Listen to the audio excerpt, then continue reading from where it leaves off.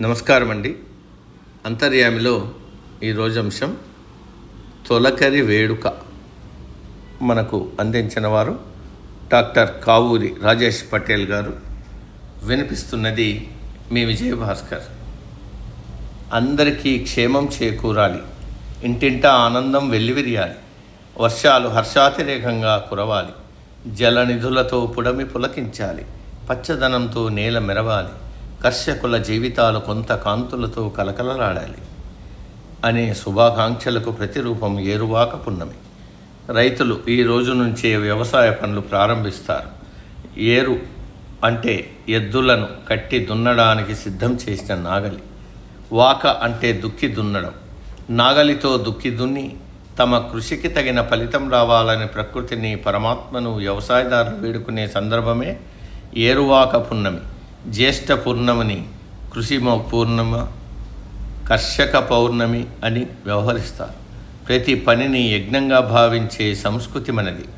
వేద విధులకు మంత్ర సాధన యజ్ఞం, గోపాలకులకు గోసేవ చేయడమే యజ్ఞం, రైతులకు వ్యవసాయమే యజ్ఞం. అందుకే ఏరువాక పూర్ణిమను సీతాయజ్ఞంగా అభివర్ణించారు. సీత అంటే నాగేటి చాలు. అందులో చల్లిన విత్తనాలు అంకురించి మొలకలై మొక్కలై పంటలు సమృద్ధిగా పండాలని రైతులు అభిలషిస్తారు. ఏరువాక పున్నమిని వృషభోత్సవంగా, మంగళోత్సవంగా అథర్వవేదం అభివర్ణించింది. దీన్ని కర్ణాటకలో కారుణీ పబ్బంగా, ఉత్తర భారతంలో కృషి ఉత్సవగా, హల్ దివస్గా పేర్కొంటారు. ఏరువాక పున్నమి గ్రామానికే వేడుక. ఊరి పొలిమేరల్లో గోగునారతో చేసిన తోరణాలు కడతారు. ఏరువాక బంధాలుగా పిలిచే ఈ తోరణాలను ఆ తర్వాత తమ ఇంటి సింహద్వారాల కట్టి సస్యలక్ష్మికి స్వాగతం పలుకుతారు. సాగులో సాయం చేసే ఎద్దుల కాళ్లకు గజ్జెలు కట్టి మెడలో గంటల్ని, పూలదండలను అలంకరిస్తారు. మంగళవాద్యాలతో రైతులంతా వాటితో పొలాలకు సంబరంగా తరలివెళ్ళి దుక్కి దున్నడం ప్రారంభిస్తారు. అలాగే పొలంలో నవధాన్యాలు చల్లి కొత్త కుండలో నీరు నింపి ఆ నీటిలో పసుపు కుంకుమలు, వేపాకులు, చేలోని మట్టి, గోమయం వేసి ఆ జలాన్ని పొలమంతా చల్లుతారు.